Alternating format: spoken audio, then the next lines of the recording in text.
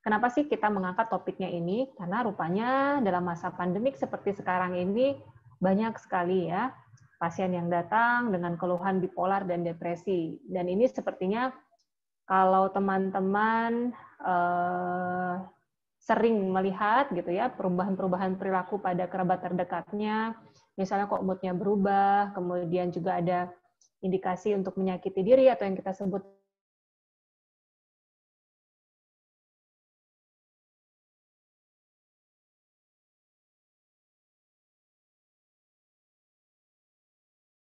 teman-teman jadi bisa tahu, oh self diagnosis itu rupanya bukan hal yang baik ya, karena kita harus tahu ilmunya dulu, tahu cirinya, tahu bagaimana pendekatannya kepada seseorang yang mengalami bipolar maupun depresi. Jadi materi ini saya sampaikan yang pertama buat masyarakat umum, jadi mungkin pembahasannya tidak terlalu mendetail seperti menyampaikan kepada sejawat yang sudah berpraktek ya, tapi juga ini bisa digunakan bagi teman-teman yang berpraktek untuk bisa berbagi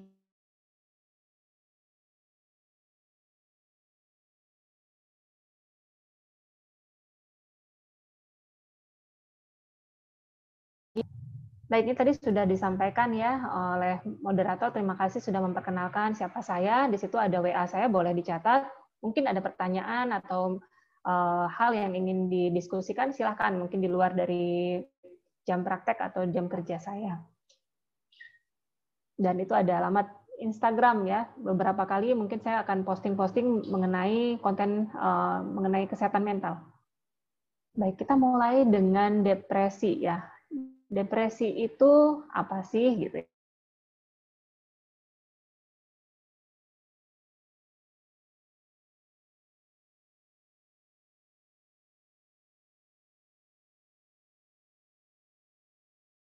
ya, sedih yang mendalam gitu ya. Jadi kalau dilihat dari definisi ya, dari definisinya bahwa depresi ini adalah gangguan suasana hati atau mood ya yang ditandai dengan perasaan sedih yang mendalam dan tidak peduli gitu ya. Jadi perasaan di sini adalah salah satunya yaitu sedih yang berkepanjangan. Kalau misalkan teman-teman di sini merasa bahwa sebentar saya sepertinya ada hambatan sedikit dengan Zoom-nya.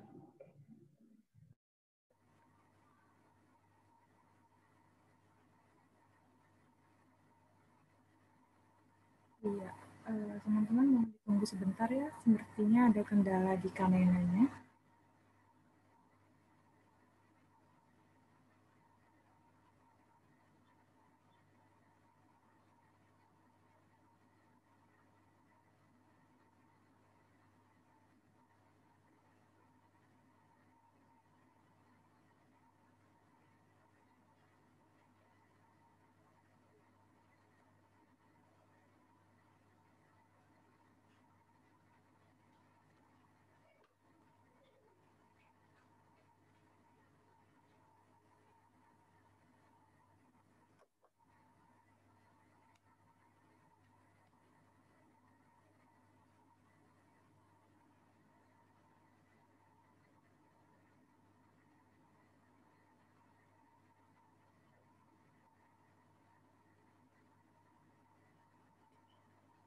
Sepertinya Kanena bermasalah di Zoom-nya, kita tunggu sebentar ya teman-teman ya.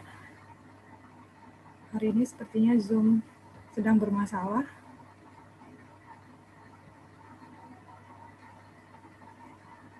Oke, ini Kanena udah mulai masuk lagi. Oke.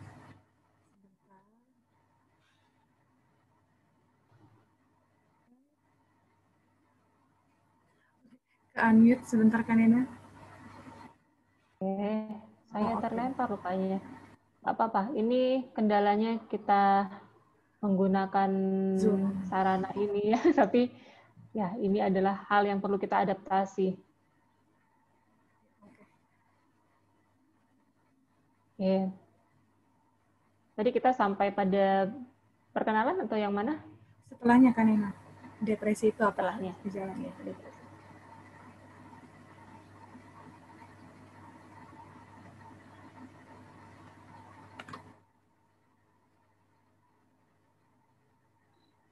Oke, kita bicara tentang depresi. Jadi depresi ini adalah tergolong gangguan suasana hati ya, atau gangguan mood yang ditandai dengan sedih yang berkepanjangan. Berapa durasinya? Biasanya kalau orang sedih yang biasa itu dalam kurun waktu 3 hari biasanya harusnya sudah teratasi ya. Tetapi bagi orang yang depresi ini sedihnya berkepanjangan sepanjang waktu.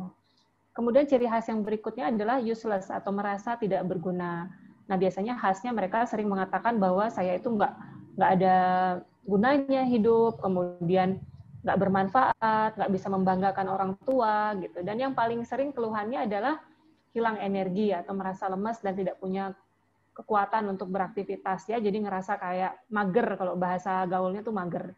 Dan yang paling spesifik sekali, orang yang mengalami depresi ini punya keinginan untuk mati atau notice dengan kata-kata, saya sudah bosan menjalani ini semua, saya pengen mati saja, dan saya rasanya kalau misalnya meninggalkan dunia ini, orang mungkin akan lebih sayang sama saya, dan mungkin buat status ya di Facebook atau di Instagram, tanda-tanda keinginan untuk mati. Bagi kami, seorang tenaga kesehatan di bidang kesehatan mental, tanda-tanda ini sudah tidak bisa diabaikan lagi. Ini sudah merupakan alarm untuk dia butuh bantuan. Jadi jangan dikatakan lagi dengan kamu kurang iman, ya, kamu kurang bersyukur, kurang sembahyang, ya. Ini sama sekali tidak ada hubungannya karena salah satu faktornya adalah masalah ketidakseimbangan hormon. Mungkin nanti di slide berikutnya saya akan jelaskan. Sedangkan bagi seseorang yang mengalami bipolar adalah yang perubahan yang paling mendasar itu adalah perubahan mood yang ekstrim, ya. Beda dengan moody, kalau bipolar itu adalah tingkat intensitasnya. Misalnya, kalau orang pagi hari moodnya bagus karena dia sarapannya enak gitu. Kemudian ke kantor tugasnya banyak, atasannya jutek, moodnya turun. Kemudian dia pulang kerja, ketemu macet, moodnya jelek lagi. Pulang dia bisa nonton Netflix, dia santai ya, moodnya bagus lagi. Itu bukan berarti dia bipolar. Karena objeknya jelas bahwa sesuatu yang menyenangkan membawa mood yang bagus, sedangkan sesuatu yang menjengkelkan atau yang tidak menyenangkan akan membawa mood yang buruk.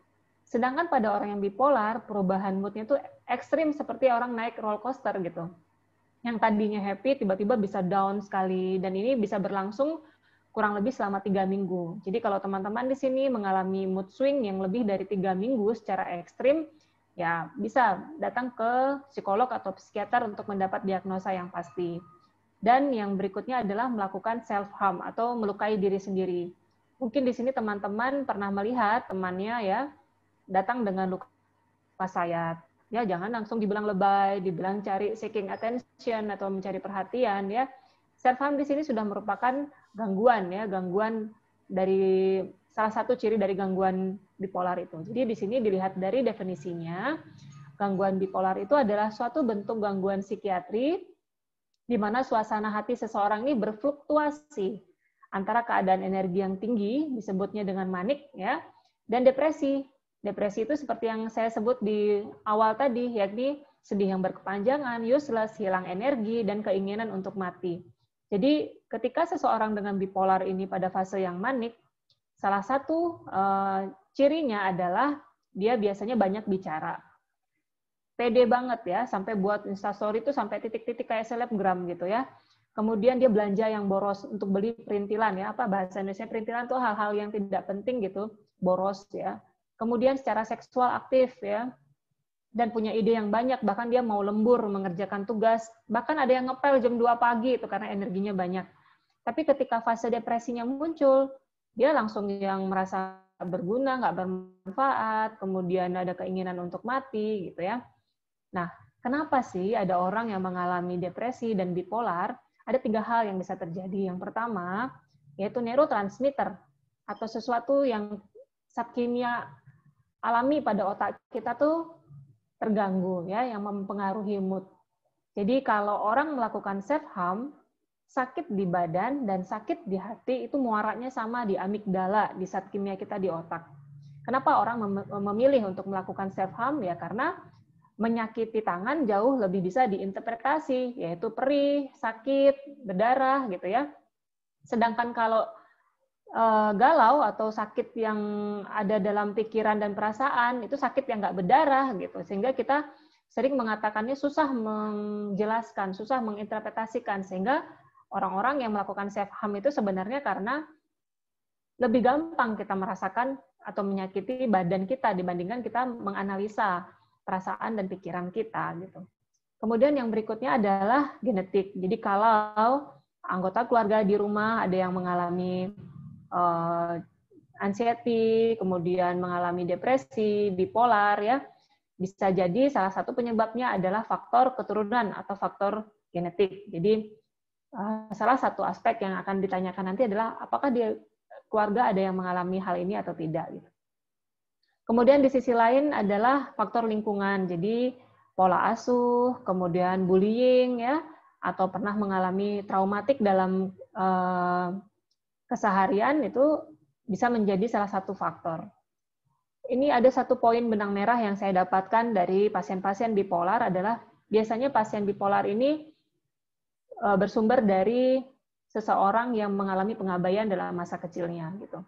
Jadi orang yang mengalami pengabaian misalnya broken home, kemudian dibully ya, biasanya tumbuh menjadi seseorang dengan keluhan bipolar. Nah, ini berikut adalah data ya, data tapi tidak update ya. Bisa jadi ini bertambah gitu ya. Iya, maaf, ini ada chat yang bilang suaranya Kanena agak terputus-putus, Kanena. Terputus ya. Mungkinkah karena faktor sinyal kali ya. Headset. Sudah cukup jelas? Oke. Gimana teman-teman, udah cukup jelas suaranya Kanena?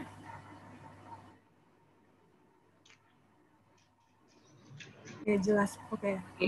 Udah jelas Kanena? Kita karena Jawa Bali nih mungkin sinyalnya, dan di Bali lagi hujan deras banget ini tadi. Oke, ini data saya tidak update sih, tapi mungkin bisa jadi pandangan ya, menjadi pandangan atau gambaran buat teman-teman di sini. Kalau orang bipolar atau depresi itu kurang lebih umur berapa sih, laki atau perempuan gitu ya. Di sini yang lebih banyak adalah yang berusia 17 sampai 18 tahun ya. Yang banyak adalah golongan perempuan gitu ya. Nah, jadi ini bisa jadi gambaran kira-kira di usia berapa sih seseorang mengalami bipolar maupun depresi gitu. Kemudian apa yang dibutuhkan bagi mereka yang sedang berjuang dengan bipolar dan depresi? Yang pertama adalah jangan dianggap lebay. Jangan ada stigma, dibilang overacting atau kurang iman.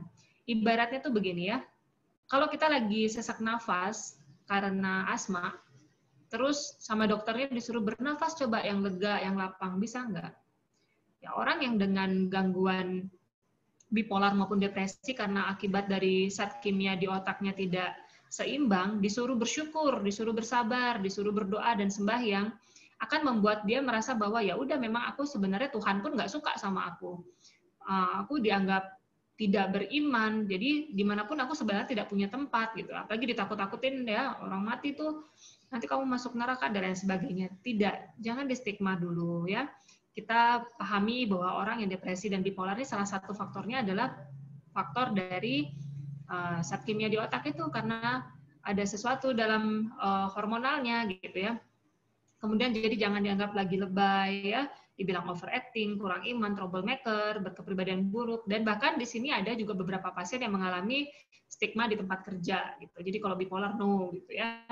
Kemudian cinta ya, dihargai dan dimengerti. Karena memang faktor-faktor yang salah satunya adalah faktor pengabaian. Jadi kalau memang dia merasa diterima, dicintai, dihargai, akan membantu pemulihan lebih cepat bagi mereka yang mengalami depresi maupun bipolar. Nah, yang berikutnya adalah caregiver. Caregiver itu bisa berupa komunitas. Nah, tadi disampaikan sama moderator bahwa saya pembina di Farm Health Indonesia, jadi First Aid Mental Health.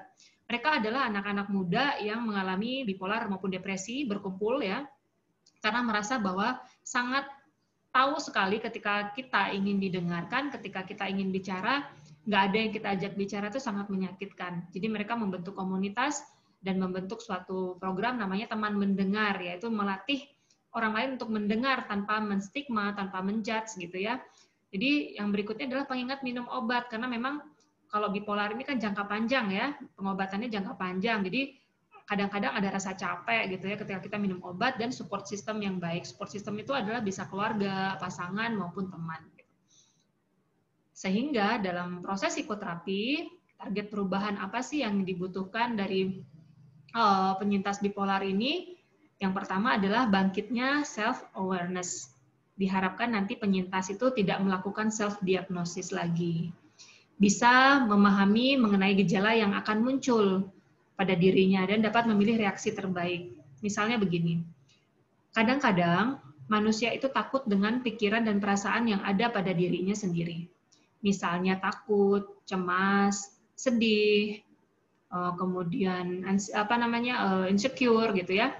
Sehingga ketika mereka merasakan itu semua, mereka berusaha mencari cara supaya tidak merasakan itu dengan apa? Misalnya dengan narkoba, misalnya dengan self-harm gitu ya, kemudian dengan clubbing, dengan masturbasi dan lain sebagainya, sehingga mereka berharap bahwa perasaan-perasaan yang mereka takutkan itu bisa hilang. Padahal kenyataannya ketika efek dari alkohol itu mulai hilang, efek dari narkoba mulai hilang, atau misalnya ketika dia sudah tidak lagi dalam keramaian, ya masalahnya masih ada. Self-awareness adalah menyadari bahwa kita ini manusia biasa punya rasa ya, bahwa rasa sedih, rasa takut, rasa cemas, ya it's okay kalau kita rasakan begitu. Dan berikutnya adalah personal and social rhythm, mempertahankan rutinitas sehari-hari. Karena orang bipolar itu biasanya dia cepat bosan ya. Kemudian kita melatih dia untuk rutinitas harian yang cukup aktif dan konsisten. Salah satunya berolahraga, melakukan journaling ya. Kemudian sehingga kita targetnya adalah para penyintas ini bisa melakukan rutinitas aktivitas yang berkontribusi pada pola biologis dan perilaku yang tidak berfungsi sebelumnya, misalnya dengan mager, kehilangan minat, bertemu orang lain, kemudian mengurung diri, tidak mau merawat diri, dan lain sebagainya. Dan berikutnya adalah support, yakni penyintas mendapatkan lebih banyak dukungan sosial. Kalau mereka ada ya, salah satu klien mungkin nanti saya akan bagi, dia tidak punya teman nyata, dia lebih banyak punya teman yang online gitu. Nah, kita akan carikan bagaimana supaya dia bisa bergaul dengan teman-teman yang nyata. Kemudian dukungan keluarga, keberfungsian sosial, dukungan emosional, dan dia bisa mendapatkan akses informasi yang tepat. Ini salah satu dari tema Hari Kesehatan Mental Sedunia, ya, akses itu. Nah, kemudian kita masuk kepada materi pokok, yaitu mengenai psikoterapinya, ya. Jadi di sini psikoterapi dalam psikologi itu banyak banget ya. Ada psikoanalisis, pendekatan gestalt terapi, CBT ya, cognitive behavior terapi. Kemudian ada hipnoterapi, ada support group, ada ekspresif terapi, naratif terapi, banyak sekali. Tidak semua psikolog menggunakan semua ini. Nggak sesakti itu psikolog menggunakan semua psikoterapi ini. Mereka juga sama seperti koki, lebih senang pakai bahan yang mana lebih dominan gitu ya. Kalau dalam keseharian saya lebih senang menggunakan pendekatan dengan CBT, karena saya harapkan si klien penyintas bipolar ini bisa berdialog dengan dirinya sendiri ketika fase-fase yang ada pada dirinya itu muncul gitu. Kemudian fase psikoterapi yang hipnoterapi juga bisa dilakukan untuk kasus-kasus traumatik gitu. Dan di sisi lain juga ada logoterapi ya, kebermaknaan dalam diri mereka. Jadi di sini psikoterapi itu adalah proses mengobati gangguan psikologis dan tekanan mental dengan menggunakan teknik verbal dan psikologis. Nah, ini jenis-jenisnya bisa dilihat. Nah, kemudian dalam praktek sehari-hari kita bisa menggunakan cognitive behavior therapy, CBT, biasanya 8 sesi minimal ya. Jadi CBT itu kita tidak memberikan nasihat, tidak memberikan quote, tidak memberikan wejangan, tapi lebih kepada si klien itu sendiri yang bisa berpikir ulang tentang keputusannya dan bertanggung jawab dengan keputusannya dengan menggunakan faktor kognisi yang dia miliki gitu. Kemudian di sisi lain kita juga bisa menggunakan mindfulness terapi, yaitu kita bagaimana mengupayakan untuk tetap merasa di sini, berkesadaran berada di sini, kini ya, saat ini, agar si klien ini, si pasien ini tidak melanglang buana moodnya ke masa lalu maupun kecemasan dengan hal yang belum hadir, yaitu di masa depan. Jadi kita cuma punya hari ini. Ya, misalnya hari ini dia moodnya bagus. Kemudian ada pasien yang merasa, kayak ini bukan diriku deh, Kak, ini jangan-jangan karena obat ya. sehingga aku merasa moodnya bagus. Ya, kita mindfulness, saat ini kan kamu lagi nyaman, kenapa harus mencuri-curi start untuk merasa kapan aku depresi, kapan aku manik. Ya udah, yang penting kamu stabil saat ini, ya disyukuri. Kalau saat ini kita lagi fase depresi, ya diterima bahwa saat ini memang lagi fasenya depresi. Dan salah satu teknik mindfulness itu nanti akan dijelaskan di slide berikutnya. Berikutnya adalah family therapy, karena sebelumnya saya sampaikan bahwa salah satu faktor adalah faktor pengabaian. Ya, jadi family therapy ini bisa dengan kita menyamakan need dari ayah, need dari ibu, need dari si kakak, si adik, sehingga ketika nanti fungsi dari keluarga ini bagus, maka bagus pula diharapkan prognosis dari penyintas bipolar ataupun depresi. Dan berikutnya adalah journaling, yaitu menulis ya. Jadi kalau mungkin teman-teman pada tahu angkatan 90-an tuh sukanya nulis diary ya. Jadi diary ini penting kita untuk mengukur skala mood kita. Kemudian kita menerima seapa adanya diri kita bahwa saat ini saya memang lagi sedih, saya memang lagi marah, saya memang lagi takut, dan lain sebagainya. Nah, saya akan jelaskan dari apa yang saya sampaikan tadi, CBT, Cognitive Behavior Therapy, yakni terapi kognitif perilaku, ya, digunakan untuk membantu penderita atau si penyintas gangguan kesehatan mental itu untuk mengubah sudut pandangnya. Biasanya targetnya kita adalah, kita tanyakan dulu skala prioritas apa sih kamu dalam hidup. Ya, biasanya kalau dia misalnya bilang saya nggak mau berada di situasi ini, ya udah berarti itu hal yang baik, karena orang yang datang ke psikolog atau ke psikiater kalau beda goals-nya antara keluarga dengan dirinya, ya susah. Si keluarga ingin dia baik, tapi dia tidak merasa sakit, ya itu yang agak penuh tantangan ya. Tapi kalau dia merasa bahwa dia harus bisa berubah dari situasi yang sebelumnya, nah itu bagus, karena dia punya keinginan dan target yang akan kita catat ya. Jadi ada buku penghubung, kalau orang TK, anak-anak TK itu ada buku penghubung ya. Kita juga psikolog punya buku penghubung ya, seperti apa perubahan perilaku-perilaku yang akan kita sepakati. Jadi ibaratnya seseorang yang dengan bipolar dan depresi ini kan datang dengan penuh luka ya, penuh luka batin dan luka fisik ya. Saya ibaratkan dia itu datang dengan lemari pakaian yang berantakan. Tentu teman-teman pernah melihat itu di kamar sendiri atau di kamar orang lain deh. Yang bisa kita lakukan supaya lemari itu bisa tertutup dan enak dipandang isinya adalah dengan mensortir isinya. Isi kepala dan isi lemari itu ya, dalam tanda kutip kiasan ya. Bahwa ada hal-hal yang memang harus kita buang, kita ikhlaskan. Seseorang yang berumur lebih 18 tahun diharapkan tidak terikat dengan masa lalunya. Jadi nggak ada alasan lagi, aku kan dulu korban broken home, aku kan dulu korban bullying, seharusnya tidak ada alasan lagi. Karena kita sebagai orang yang dewasa bisa memilah sikap apa yang akan kita pilih untuk suatu problem. Udah nggak bisa lagi, kan dulu mamaku ngajarinnya seperti ini, tapi kan sekarang kamu bisa berubah gitu ya. Jadi diharapkan dengan CBT ini akan mengubah sudut pandang permasalahan atau situasi yang menantang dalam hidupnya, sehingga dia bisa punya cara dalam bereaksi terhadap masalah tersebut. Kemudian mindfulness therapy. Mindfulness therapy ini adalah memusatkan perhatian sedemikian rupa, menghayati apa yang sedang kita lakukan tanpa melakukan penilaian. Nah, ini hal yang terjadi pada manusia zaman kekinian ya. Drive-thru untuk makanan, untuk kopi sampai di kantor, kemudian kita ngopi, makan, sarapan sambil lihat grup, sambil ngetik, kemudian sambil marah-marah ya. Sampai di kantor, sampai di rumah kita masih mengerjakan tugas, kita bekerja sambil nonton TV, dan semua dilakukan dengan multitasking sehingga pikiran kita ini penuh. Kemudian akhirnya kita mengeluh, mau liburan karena kita sudah penat sekali, sudah full.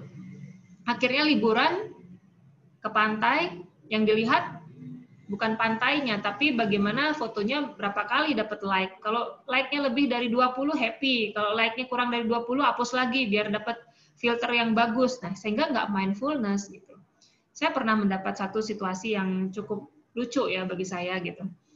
Di suatu mall ada keluarga lagi makan gitu. Kemudian si ibu bilang si anak seneng ya karena makanannya udah datang, hore pizzanya datang gitu. Si ibunya bilang gitu, entar jangan dimakan dulu, difoto dulu ya. Ayo kamu senyum, papa juga senyum, taruh HP-nya Pak. Jadi anaknya sama suaminya dimarah-marah supaya senyum, supaya diupload dengan caption ya. mama mau bikin caption happy family, padahal anaknya sudah terluka hatinya di situ karena dibentak gitu ya. Suaminya juga bete lihat si istri ya. Dan si istri senyumnya palsu ya, karena like-nya sedikit dia jutek, jadi nggak mau lagi ramah kepada anak dan suaminya. Itu nggak mindfulness ya, karena kita nggak menikmati nikmatnya setiap gigitan pizza, nikmatnya berbincang dengan suami, nikmatnya bisa bercanda dengan anak ya. Coba tanya ulang pada diri kita sendiri, pernah nggak kita mengalami itu? Kita makan, kita nggak rasa makanannya, atau udah habis karena kita sibuk nonton film. Kita juga nggak bisa berlibur, nggak menikmati pantai karena kita sibuk mikir, ya besok liburannya udah habis. Padahal masih liburan gitu ya. Dan ketika kita kerja, kapan kita liburan? Lalu kita hidup di zaman apa ya? Nah, mindfulness ini bisa kita lakukan dengan teknik duduk yang santai, nyaman, dan rileks. Ya, kita berfokus kepada nafas yang masuk, nafas yang keluar, dan berpikiran saat ini, di sini, kini. Ya. Nah, ini sering saya praktekkan dalam kehidupan sehari-hari. Bayangkan, sehari bisa ada 10 klien, ke 10-10-nya korban KDRT, gitu. Apa nggak kepala cenut-cenut rasanya ya. Dengan mindfulness itu istilahnya jeda, berhenti sebentar. Kalau teman-teman mendengar kata jeda kan pause ya, berhenti sebentar. Bernafas yang nyaman, santai, dan rileks, karena itu penting untuk perubahan gelombang otak kita gitu. Dan seperti melihat layang-layang aja, oh saya ada sedih, oh saya ada senang, oh saya ada cemas ya. Nggak berusaha menganalisa layang-layang yang ada di langit itu terbuat dari benang apa ya, terbuat dari bambu ukuran berapa ya, terbuat dari kain warna apa ya, kemudian ukurannya berapa senti, enggak. Kita hanya menikmati, oh ada layang-layang, seperti itu. Jadi kita membawa pikiran, berada di sini, saat ini, kini. Berikutnya adalah family therapy, adalah terapi yang melibatkan keluarga sebagai suatu sistem atau interaksi sosial dengan tujuan mengatasi masalah tertentu atau untuk meningkatkan kualitas kehidupan anggota keluarga ke arah yang lebih baik. Jadi di sini sering sekali terjadi need dari ayah adalah ingin dihargai. Need dari ibu adalah ingin supaya diapresiasi oleh suaminya dan punya luka karena dulu bekas ada terjadi perselingkuhan. Akhirnya bertengkar di depan anak. Need anak adalah diperhatikan. Ada suasana yang benar-benar rumah gitu ya. Ternyata setelah family terapi, biasanya kita menggunakan chess terapi ya dengan papan catur. Ternyata ada di situ permasalahan inti, masing-masing keluarga punya need yang tidak tersampaikan dari faktor komunikasi misalnya. Dari kurangnya saling terbuka dengan kebutuhan masing-masing. Nah ini jadi penting family terapi kalau trigger atau sumber masalah dari klien depresi ataupun bipolar ini dari faktor keluarga. Gitu. Jadi bentuk kasih sayang, bahasa kasihnya berbeda-beda ya. Ada yang perlu sentuhan, hadiah, waktu, pelayanan, apresiasi, beda-beda setiap orang ya. Kemudian journaling ya, salah satu psikoterapi yang sering dilakukan adalah menulis. Adalah terapi dengan menggunakan penulisan yang bersifat ekspresif untuk mengungkapkan suatu perkara yang terpendam. Di awal agak awkward ya, atau agak ganjal rasanya kita nulis apa sih yang saya rasakan, tapi ini penting untuk ngeh apa yang dibutuhkan oleh diri kita. Contoh, misalnya saya merasakan hari ini saya bete banget seharian gitu. Kenapa saya seharian bete gitu? Karena saya pengen marah-marah gitu. Ternyata setelah diingat-ingat, oh tanggalnya saya mau PMS. Atau misalnya ketika saya pergi ke suatu bank di setiap jam 1 siang, saya ngelihat satpam yang ngeselin, CS-nya ngeselin, kemudian pengunjung yang lain ngeselin gitu ya. Kenapa ya saya setiap ngantri di siang bolong gini selalu merasa kesel? Ternyata emosi yang muncul tuh bukan emosional, tapi lapar. Obatnya lapar ya makan, bukan ngamuk gitu. Nah dengan menulis ini kita bisa tahu dan nggak berusaha skip dengan apa yang kita rasakan dengan saya harus baik-baik saja, saya harus tegar, saya pasti kuat. Enggak, kita menerima diri kita seapa adanya dengan journaling. Dan ini penting bagi si psikolog untuk tahu isi lemarinya tadi, isi lemari si klien seperti apa. Nah, sehingga hal yang bisa kita sarankan kepada mereka yang mengalami bipolar, depresi adalah lakukanlah sesuatu aktivitas yang nggak membosankan. Cari jalan pergi ke kantor yang alternatif supaya situasinya bisa berubah. Kemudian dengan menolong atau menolong orang lain dengan memberikan support, memberikan semangat, kemudian kita posting sesuatu yang bermanfaat, itu juga sebenarnya healing buat kita juga. Kemudian kita tetap menulis jurnal, ya, kita cepat memaafkan, ya, tapi dengan penuh kesadaran bahwa kenapa ada orang yang punya masalah berkali-kali diselingkuhi, kenapa ada orang punya masalah berkali-kali terlilit hutang, kenapa orang punya masalah dengan rekan kerja, ya karena dia tidak punya kesadaran yang mendalam bahwa ada sesuatu yang salah dalam proses penyelesaian sebelumnya. Kalau emang sudah tuntas, harusnya kita nggak berulang kali mengalami hal yang serupa. Gitu. Nah, kemudian exercise, mindfulness, dan kita menyadari bahwa setiap orang punya keunikan masing-masing. Sehingga cara kita memandang diri kita juga baik ya. I love myself, karena setiap orang unik. Nggak ada yang seperti Nena di dunia ini. Nggak ada yang seperti Mbak Robiatul, nggak ada yang seperti Mbak Feli, nggak ada gitu ya. Semua punya keunikan masing-masing, jadi ada hal-hal yang bisa kita kontrol, ada yang nggak bisa kita kontrol. Nah kadang-kadang kalau kalian misalnya merasakan bahwa saya cukup jelek ya, jadi malu minder gitu.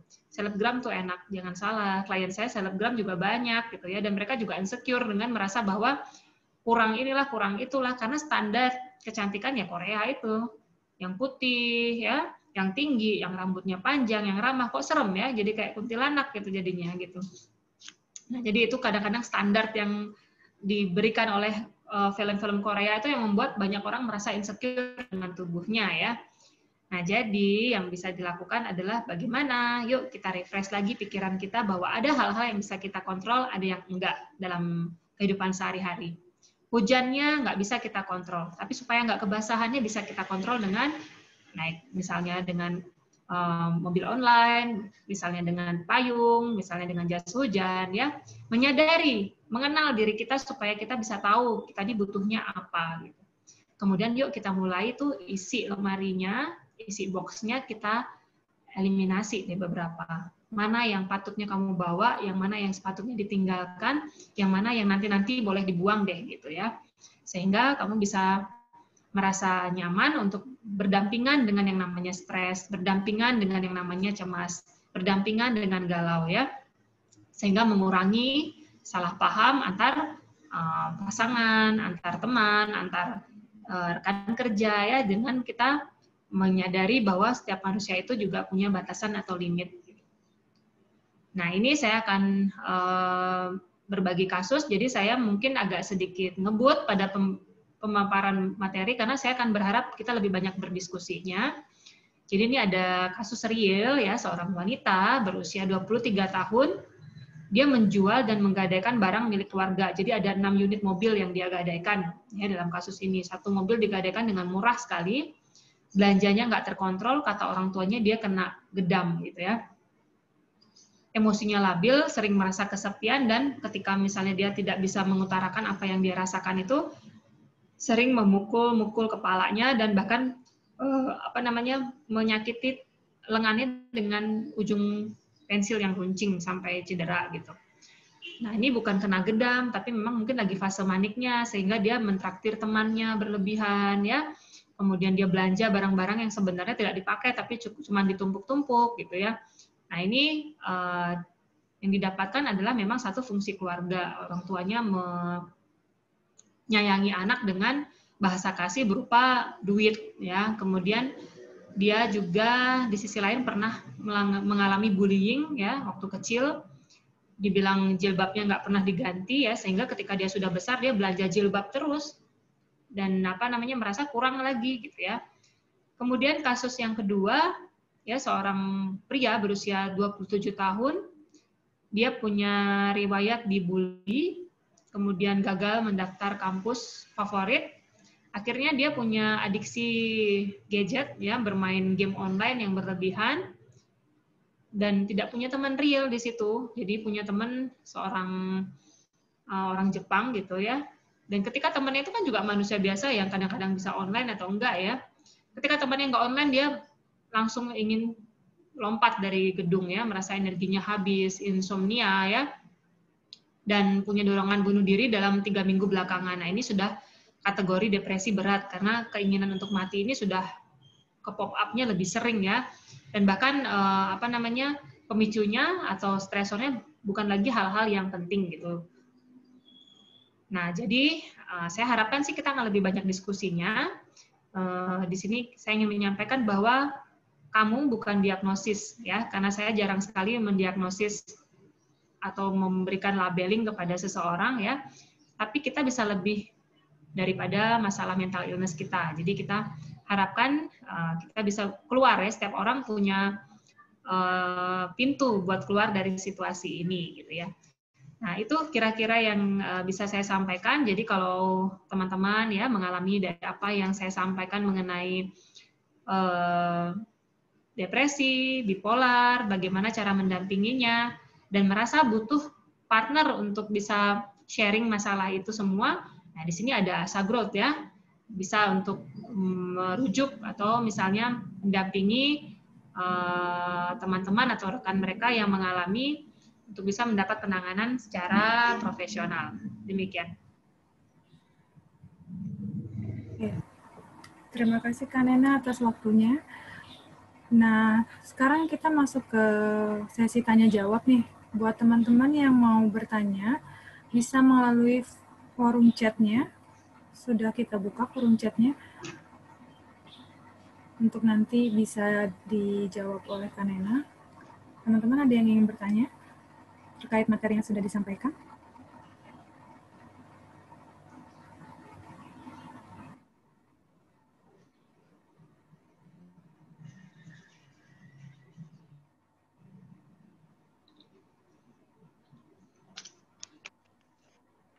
Ada pertanyaan, Kak Nena? Pertanyaan pertama. Oke, saya izin mematikan video ya, supaya sinyalnya bagus. Rupanya kalau pakai video, ini agak terhambat. Oke. Dari Fani Handayani, Kak Nena.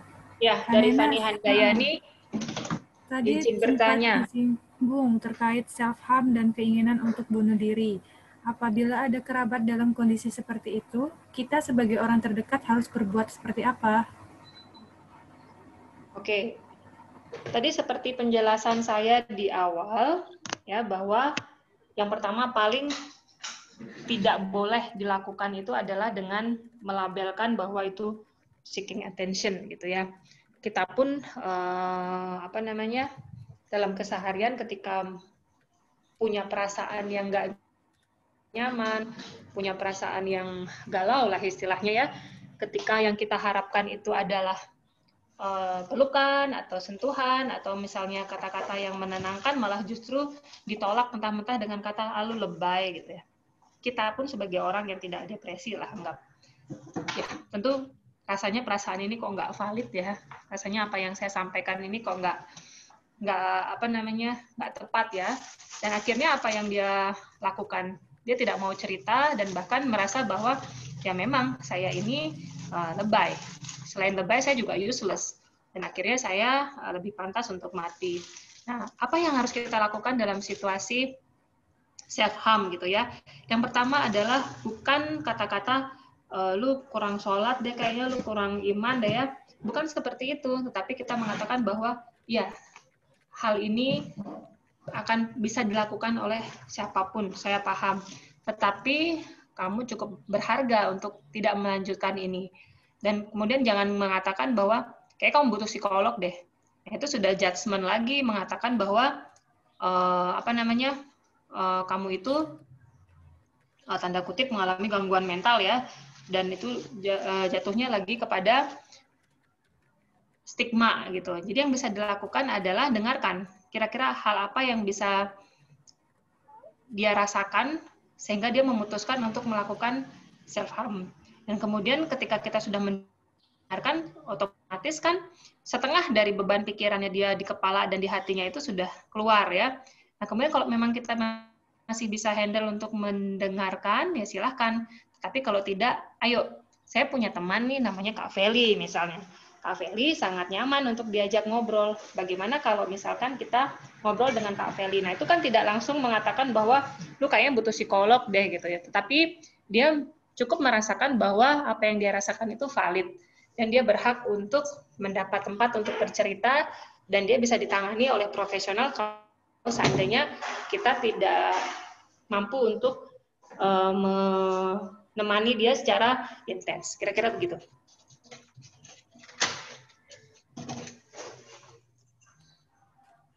Oke, itu jawaban dari Kanena. Berarti yang pertama banget yang harus dilakukan adalah jangan judging ya Kak, karena kita nggak tahu masalah yang dialami orang tersebut seberapa dalam. Dan yang kedua adalah menjadi pendengar yang baik untuk orang-orang yang bermasalah ya Kak ya. Betul. Oke. Nah, lanjut pertanyaan selanjutnya Kak dari Nurul Ismayadani. Izin bertanya Kanena, apakah saat seseorang sudah mengetahui apa yang menjadi hambatannya, yaitu terkait bipolar ataupun depresi, ia mampu menyembuhkan dirinya sendiri, atau sebaliknya perlu bantuan dari pihak yang lebih profesional, dan jika bisa menangani sendiri, apakah itu menjadi penanganan yang tepat atau malah sebaliknya menjadikan hal tersebut semakin berat dan tidak selesai? Oke, sebentar. Dari siapa ya pertanyaannya itu? Dari Nurul Ismayadani. Nurul Ismayadani, oke. Apakah saat seseorang sudah mengetahui apa yang menjadi hambatannya, yaitu terkait bipolar ataupun depresi, ia mampu menyembuhkan dirinya sendiri atau sebaiknya perlu bantuan dari pihak yang lebih profesional? Dan jika bisa menangani sendiri, apakah itu menjadi penanganan yang tepat atau malah sebaliknya? Oke, ini kan yang terkait dengan self-diagnosis ya.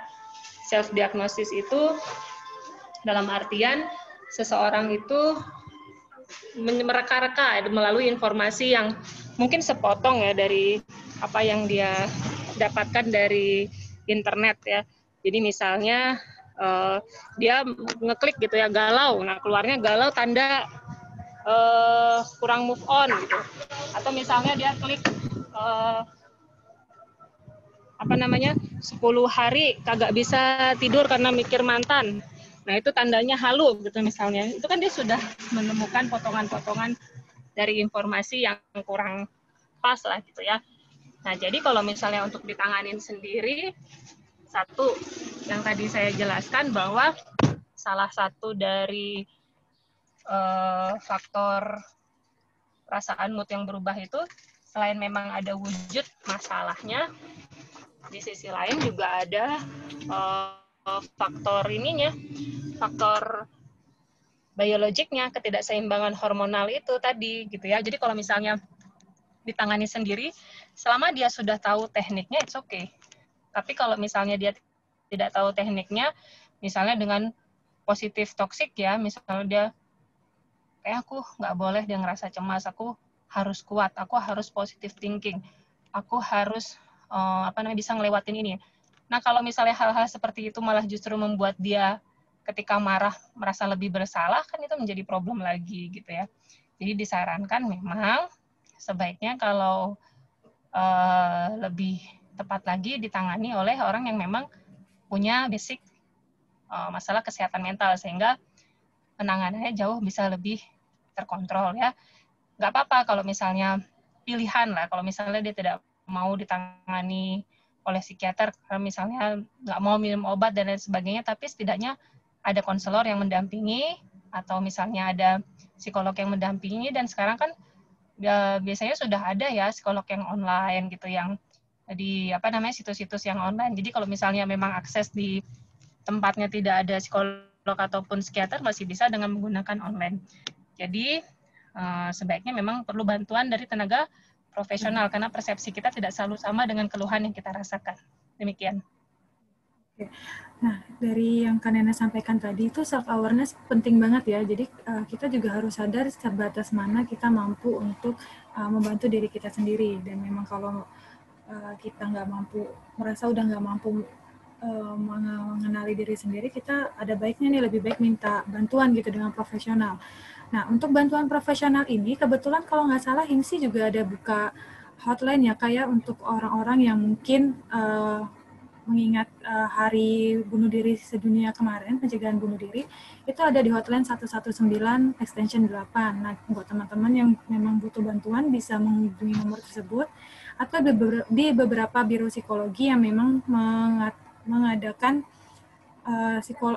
konseling online. Nah, Asagro juga sedang mengadakan konseling online, jadi teman-teman bisa mengaksesnya langsung atau bisa menghubungi Kanena langsung tadi di nomor teleponnya atau di Instagram pribadinya Kanena. Oke, ini pertanyaan selanjutnya, Kak. Iya, kebetulan juga itu. Ya betul. Jadi kita punya akses itu ya, Mbak ya. Jadi bisa digunakan untuk akses itu untuk bisa mendapat bantuan gitu. Ya. Dan satu lagi, untuk wilayah Jakarta dan sekitarnya, setahu saya di Puskesmas sudah ada psikolog-psikolog yang melayani. Jadi buat teman-teman yang punya BPJS, atau misalkan tidak punya BPJS, teman-teman juga bisa dengan hanya membayar biaya administrasi sekitar 15.000. Jika teman-teman tidak ingin via online gitu, konselingnya juga bisa di puskesmas-puskesmas yang memang terdaftar di Dinas Kesehatan. Oke, ini pertanyaan selanjutnya, Kak, dari Putri Siti Nurjana, Kak. Selamat siang, Kak Nena. Izin bertanya, untuk menangani kasus yang menimpa seseorang, perihal insecure yang dibarengi dengan kesepian psikis, bagaimana, Kak? Sedangkan orangnya sulit menerima masukan dari orang lain dan dia selalu punya asumsi tersendiri. Bagaimana cara yang tepat untuk menanganinya? Oke, sepertinya Kak Nena terlempar. Kita tunggu sebentar ya.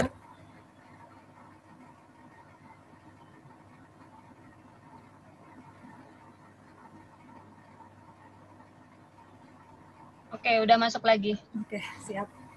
Pertanyaan dari Putri Siti Nurjana, Kak. Saya belum bisa lihat chatnya ya.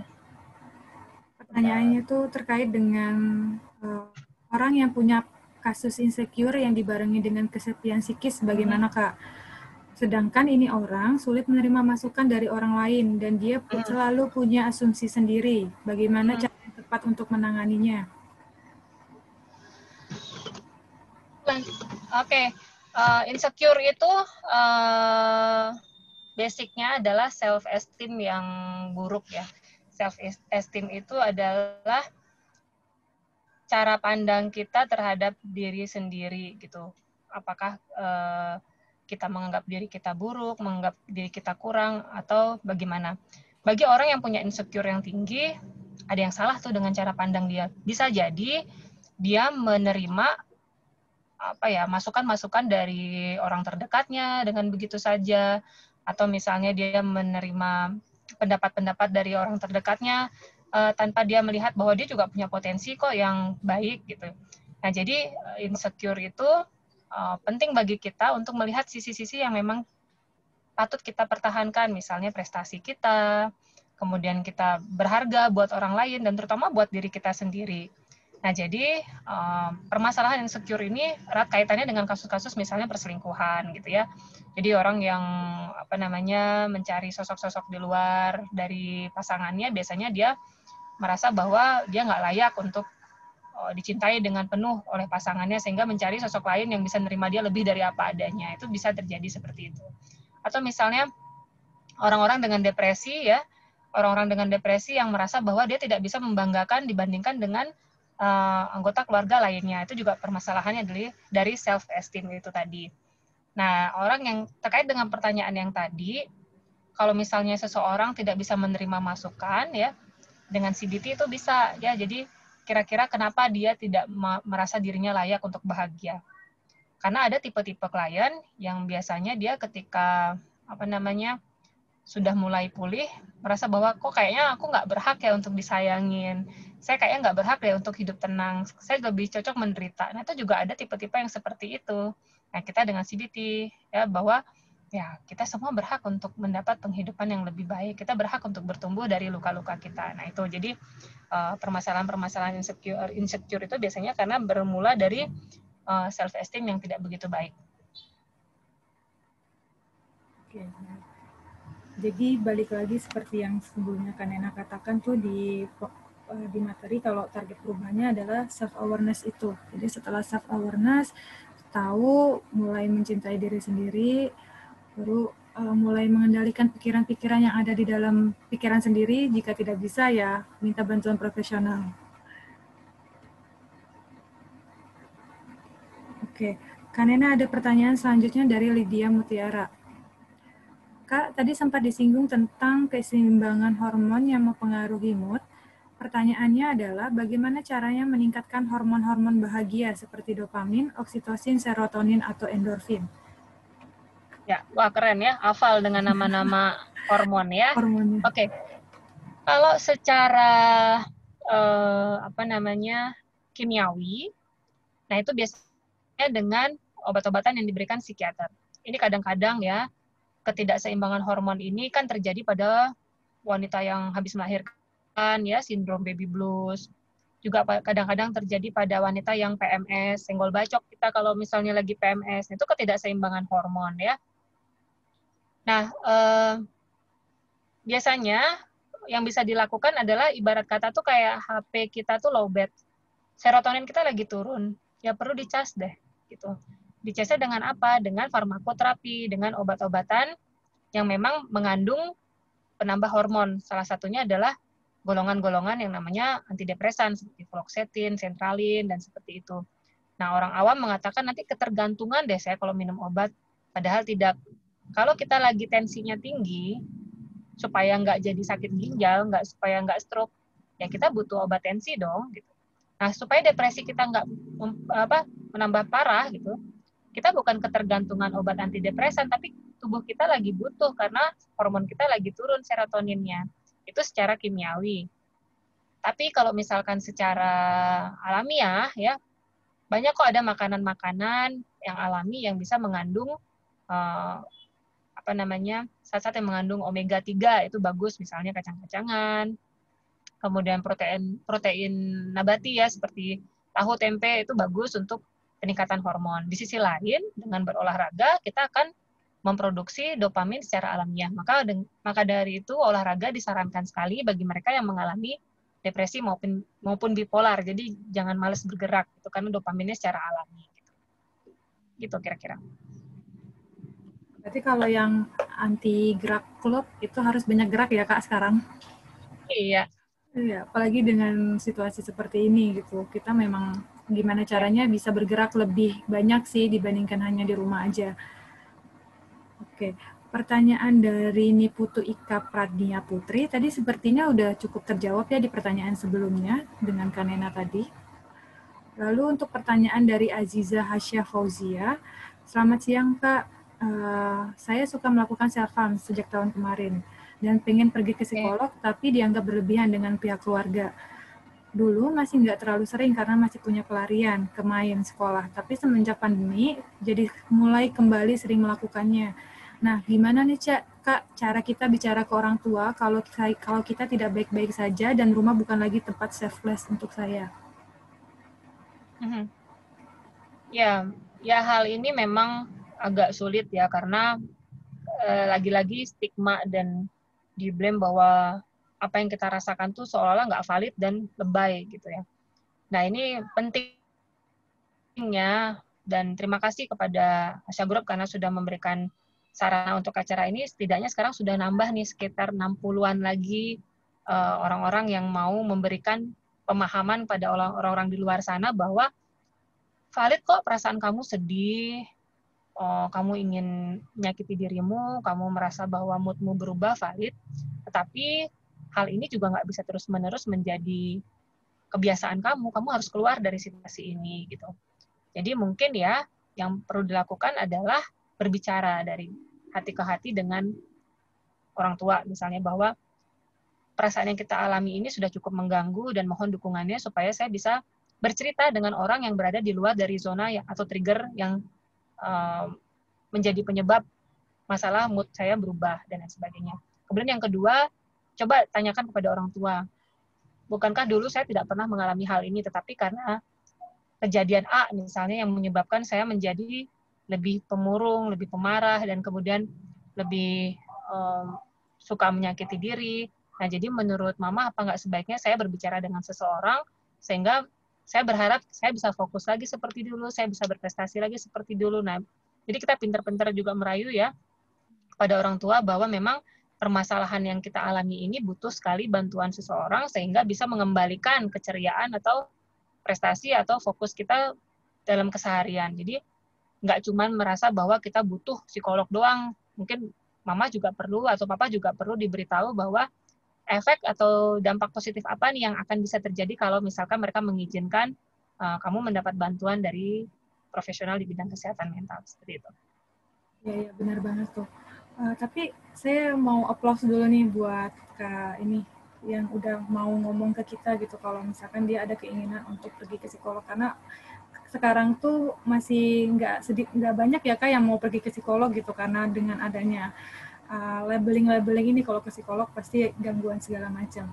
Nah kalau misalkan memang butuh banget ke psikolog, mungkin ya itu tadi perkenalkan soal dampak positif dan yang bisa diterima setelah mengikuti konseling dengan psikolog gitu. Apa aja keuntungan-keuntungan yang bisa didapatkan, terus maksudnya bagaimana cara mengaksesnya, dan kasih pengertian lagi kalau misalkan ke profesional itu bukan berarti kita punya masalah berat gitu, tapi memang kita tidak bisa menyelesaikan masalah ini sendiri sehingga butuh bantuan profesional. Oke. Dan tidak kalah pentingnya juga kita menunjukkan komitmen kita ya untuk berubah dan mengikuti sesi. Jadi nggak cuman kita memberikan harapan kepada orang atau orang di sekitar kita, tapi kita juga punya kemauan sendiri untuk berubah. Itu yang paling penting. Ya, itu yang paling pentingnya. Ya benar, dari dalam diri sendiri. Oke, ini pertanyaan selanjutnya dari Lutfia Hapsari. Bagaimana caranya supaya kita tidak self-diagnosis, Kak? Caranya ya jangan lakukan. Oke, gini. Self-diagnosis itu seperti kita mengandai-andai ya. Terkadang ada tipe-tipe orang yang memang sangat ngotot, sangat ingin bahwa dia harus diagnosis A. Bukan karena ingin tertangani dengan baik, tetapi karena ingin excuse dengan perbuatan sehari-hari. Misalnya, kan aku bipolar, jadi nggak apa-apa dong kalau aku hari ini pengen bolos, hari ini nggak buat tugas, hari ini mau baik atau enggak. Itu bersembunyi di balik labeling diagnosis. Kemudian ada juga yang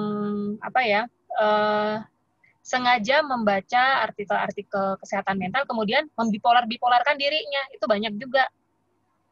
Kadang-kadang kita psikolog juga mengasesmennya cukup menyayangkan hal ini sering terjadi gitu. Misalnya, salah satu tadi yang Kak Nena bilang adalah self-harm. 2, salah satunya adalah mood swing yang intensitasnya lebih sering. 3, ada keinginan bunuh diri. Ya udah, aku mau melakukan itu juga biar bisa dibilang bipolar. Nah, itu juga ada yang seperti itu gitu. Nah, jadi gimana caranya supaya kita tidak self-diagnosis adalah yuk diskusi dengan tenaga profesional di bidang kesehatan mental. Aksesnya banyak banget sekarang. Ada yang online, ada yang offline, ada yang BPJS, ada yang di puskesmas gitu, dan ada yang berbasis komunitas. Silahkan. Paling tidak ada ya hasil lab-nya lah dengan psikotes, dengan asesmen gitu ya. Jadi kita ketika memang tidak mengalami itu ya udah, mungkin barangkali itu karena mental block atau kita hanya lelah secara mental.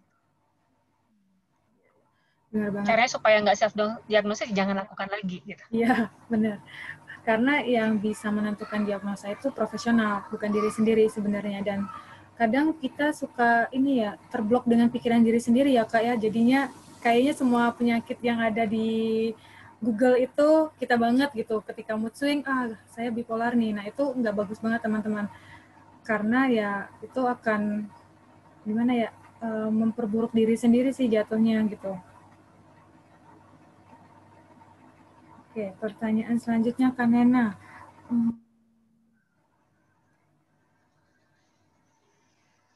Apa yang harus dilakukan ketika seseorang mengalami keterpurukan akibat tekanan keluarga dan juga teman? Oke. Dari Syarifah Salwa. Ketika kita terpuruk ya, seperti yang tadi Kak Nena jelaskan di awal, kita itu selalu punya pilihan, bahkan untuk sarapan aja kita punya pilihan, mau minum teh, kopi, susu, nasi kuning, nasi goreng, atau roti. Apalagi untuk sikap kita terhadap masalah gitu. Kalau kita supaya nggak terpuruk, pilih jalan supaya kita nggak terpuruk. Gimana? 1, ya kita berfokus kepada solusinya, bukan berfokus kepada label bahwa kita ini korban dari ketidakadilan keluarga. Kita mau sampai kapankah akan menjadi korban dari keterpurukan gitu. Yang kedua, buktikan bahwa memang kita nggak layak untuk terpuruk. Salah satunya adalah dengan memperbaiki diri supaya kita bisa bangkit lagi, supaya orang bisa kalau misalnya kita masalahnya karena kita nggak dianggap karena nggak berprestasi, ayo kita mulai berprestasi lagi. Kalau misalkan kita dibully ya, ayo kita tunjukkan bahwa kita nggak layak untuk dibully, kita nggak mau untuk diperlakukan nggak adil. Jadi kita berfokus kepada solusinya, bukan berfokus kepada bahwa kita ini korban dari situasi. Gitu kira-kira.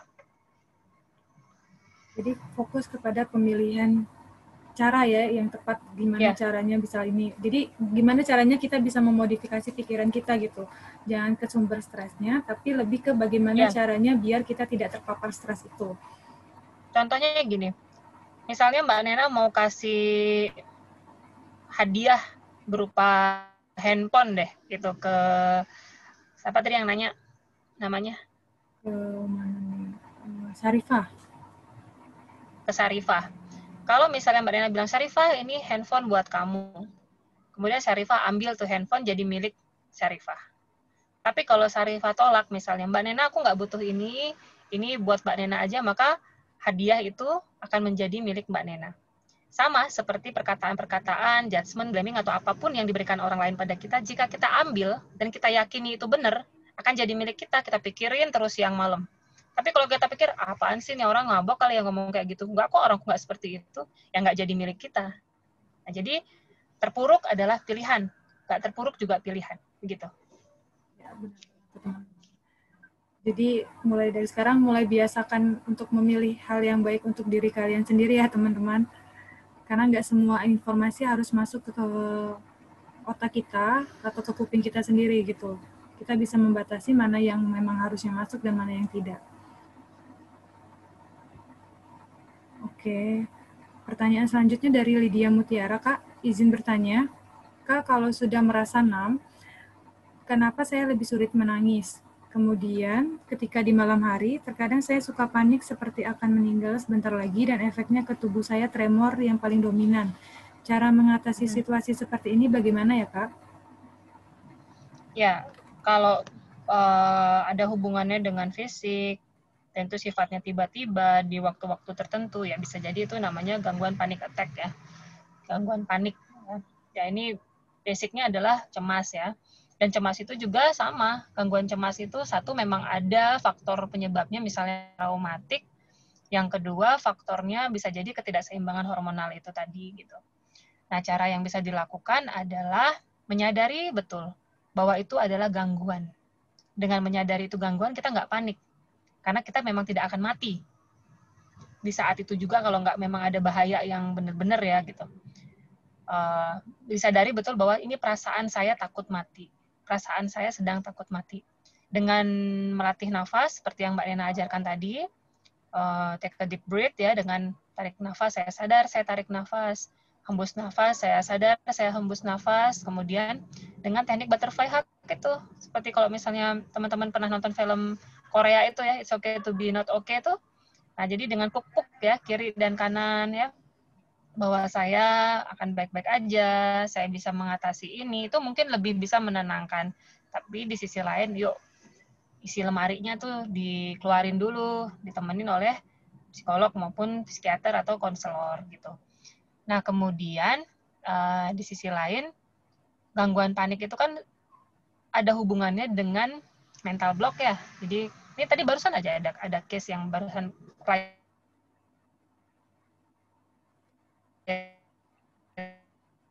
terakhir Mbak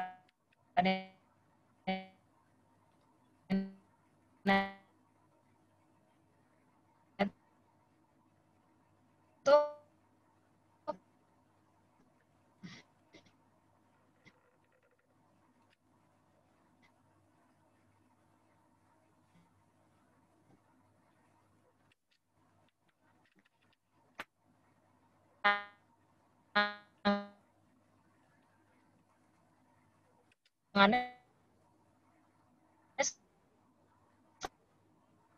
selalu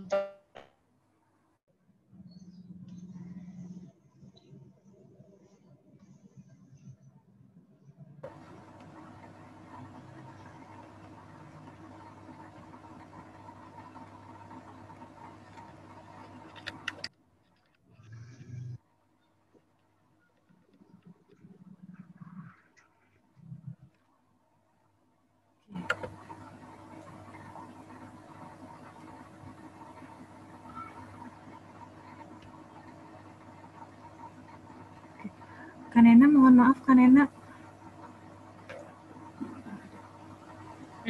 Ya, tadi saya ke-kick sepertinya, dan ini pertanyaan chatnya di saya menghilang. Mungkin kalau dari Kak Nena ada pertanyaannya?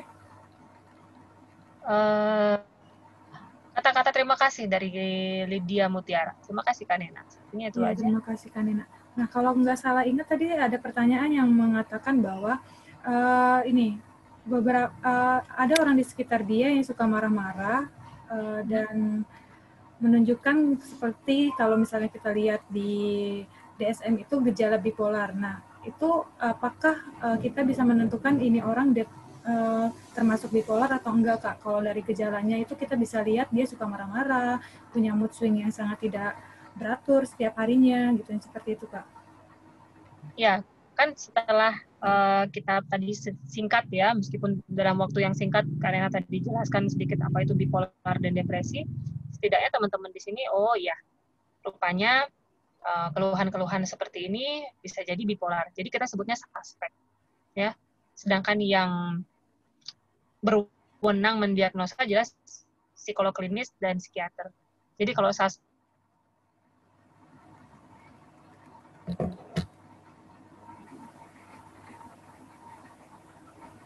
itu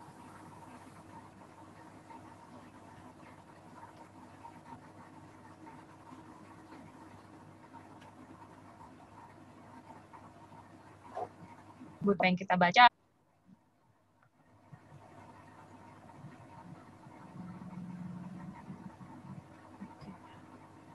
Ini mulai ada pertanyaan deh kayaknya. Ya, ada pertanyaan lagi dari Putri Siti Nurjana. Makasih banyak ya. Ini banyak pertanyaan loh Mbak. Saya senang kalau ada interaksi seperti ini. Iya, karena juga tadi mungkin terlambat gitu ya Kak. Jadi mereka udah penasaran nih sebenarnya Kak Nena nih mau bahas apa sih gitu kan. Dan sepertinya tadi saya baru ingat nih, tadi ada pertanyaan terkait dengan kenapa akhir tahun ini tuh banyak banget kasus depresi di Indonesia. Nah, menurut Kak Nena nih kenapa Kak bisa meningkat banget nih kasus depresi di Indonesia? Iya, Kak Nena nggak berani bilang itu karena corona aja atau karena apa ya. Tapi yang jelas banyak banget orang yang bersembunyi di balik selimut di rumahnya dalam keadaan depresi tapi nggak berani speak up. Kenapa tiba-tiba jadi banyak orang gantung diri, orang bunuh diri, orang depresi, pengguna narkoba makin banyak? Ya bisa jadi karena memang nggak terdeteksi. Orang tadinya takut gitu ya speak up seperti membahas tentang masalah-masalah kesehatan mental karena ya itu tadi judgement dan labeling bahwa dia kurang iman, lebay, apalah gitu ya, yang bikin dia malah justru merasa udah deh biar aku aja sama Tuhan yang tahu perasaan aku. Nah, mungkin juga kasus-kasus di tahun ini lebih banyak ya karena kita memang bergesekannya itu dengan orang rumah deh, karena kerja di rumah, jadi otomatis yang punya trigger di rumah makin tambah sering ketemu sama keluarga gitu. Kemudian faktor ekonomi ya, kehilangan pekerjaan, atau juga ada kehilangan keluarga, karena kemarin juga ada klien tuh yang dalam waktu 2 minggu kehilangan papa, mama, dan adiknya karena corona. Itu kan PTSD ya, post traumatic syndrome disorder, jadi jatuhnya jadi traumatik. Ya, bisa jadi karena memang situasi seperti ini dan kurangnya orang yang mau speak up. Jadi yuk teman-teman yang sudah ada di sini paling tidak bisa menjadi penerus lah ilmu ini supaya untuk tidak melakukan stigma atau labeling kepada orang-orang yang memang sedang berjuang dengan depresi ataupun bipolar gitu. Jadi yang diharapkan adalah setelah seminar ini sudah selesai adalah kita jadi agen perubahan ya Kak ya, khususnya betul. Buat orang-orang yang mungkin tidak terjangkau dengan ilmu-ilmu seperti ini gitu, yang punya keterbatasan terkait dengan informasi yang memang sebenarnya untuk pergi ke profesional itu nggak masalah gitu. Iya, iya. Nah, jadi mulai teman-teman nih sepertinya juga yang daftar juga banyakkan anak-anak psikologi nih yang akan nanti seterusnya akan jadi psikolog gitu kan. Amin. Yang bisa ngebantu kita gitu. Ngebantu gimana caranya masyarakat secara umum, baik yang ada di pelosok pun bisa menyadari tentang kesehatan mental diri mereka sendiri gitu. Oke, pertanyaan selanjutnya Kak. Dari Putri Siti Nurjana. Kalau orang yang punya masalah sampai terbawa ke mimpi dan dia selalu merasakan adanya bisikan-bisikan luar seperti bisikan kamu jangan tidur nanti kamu mati. sehingga dia sulit membedakan antara dunia nyata dan dunia luarnya. Itu bagaimana? Oke, itu sudah kategori halusinasi auditori ya. Halusinasi auditori itu adalah sesuatu yang dia dengar, sedangkan orang lain enggak gitu ya. Jadi kalau misalkan ini dikaitkan dengan klinik, kan Nena nggak bisa jawab ya, itu lain frekuensi. Tapi kalau dari segi diagnosa ya itu sudah masuk halusinasi gitu. Berarti memang itu salah satunya adalah penyebabnya ya memang ada ketidakseimbangan hormonal zat kimia di otak itu sehingga nyalurnya ya ke halusinasi itu. Dan kalau misalnya punya masalah terus kebawa mimpi ya bisa jadi itu overthinking yang kebawa ya. Jadi alam bawah sadarnya nagih tuh diselesaikan di alam mimpi yang tadinya di alam nyata nggak berani jambak ke orang, di mimpi berani jambak ke orang. Itu kan alam bawah sadar ya gitu. Tapi kalau sudah mulai merasa ada bisikan seperti itu ya sebaiknya memang ke psikiater. Psikiater atau psikolog untuk diagnosa awalnya tuh apa dulu ya Kak ya? Oke. Nah, Kak Nena pertanyaan selanjutnya. Kalau memang kita lebih nyaman dengan teman online dibandingkan teman real, karena merasa lebih suportif dibandingkan, karena teman real itu kebanyakan toksiknya. Oke.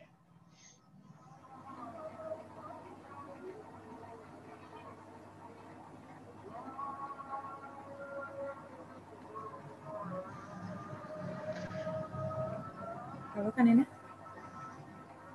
Ya, masih ada, masih hadir. Ya, pertanyaan dari Naura Rahmawati Kak. Kalau misalkan lebih nyaman dengan teman online nih dibandingkan teman nyata, karena teman nyata itu kebanyakan lebih toksik dibandingkan teman real. Teman online maksudnya. Ya, tapi bagus secara perasaan, tetapi kan secara apa ya kualitas hidup sehari-hari itu kan nggak bagus karena pada kenyataannya kita butuh berinteraksi dan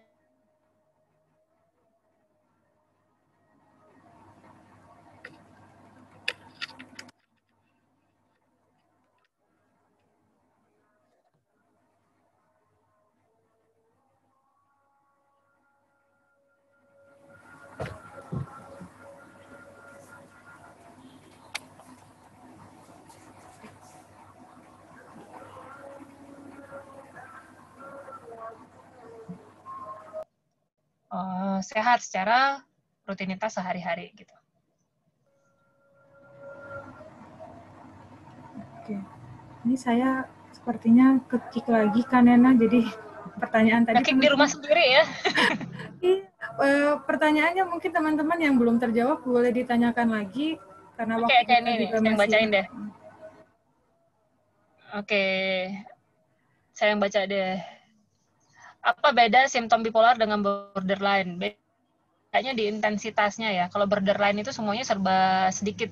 Depresinya sedikit, maniknya sedikit, kemudian ada insomnia sedikit, semua serba sedikit. Namanya juga ambang ya. Kalau bipolar tuh ekstrim.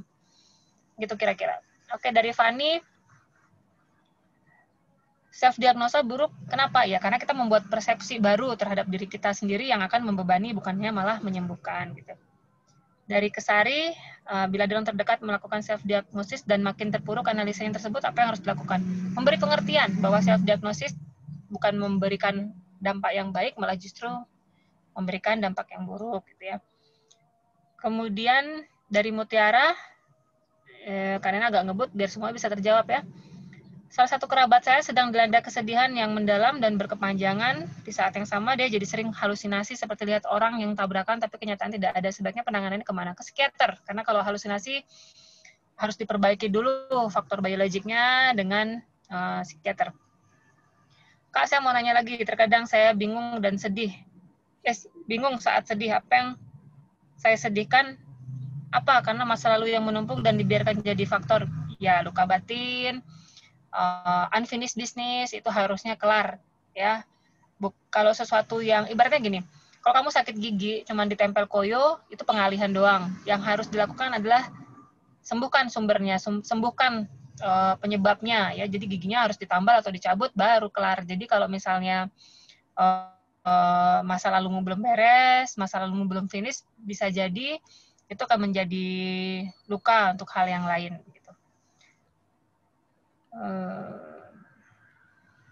afektif bipolar dengan bipolar disorder sama. Gangguan afektif, karena bipolar itu masuknya ke gangguan afektif. Sedangkan bipolar disorder itu gangguan, sama. Izin bertanya, mungkin ini yang 3 pertanyaan lagi aja ya kali, Kakak host. Benar, karena waktunya juga udah mau habis nih, 3 pertanyaan terakhir. Karena masih ada webinar lagi. Oke, izin bertanya, Kak. Saya punya teman yang sedang menyusun skripsi, dia merasa insecure dengan keadaan yang dialami sekarang. Di mana teman-teman seperjuangannya udah wisuda. Awalnya dia cuma insecure biasa dan masih bisa tertawa jika diajak kumpul bersama. Namun akhir-akhir ini dia merasa keadaannya makin parah. Dia sudah mulai susah tidur, menarik diri dengan lingkungan sosial, dan lebih banyak diam saat berada di rumah. Dia sadar jika dirinya sedang sakit, Kak. Namun dia tetap merasa hidupnya tidak berguna dan pernah berkata kalau dia produk gagal.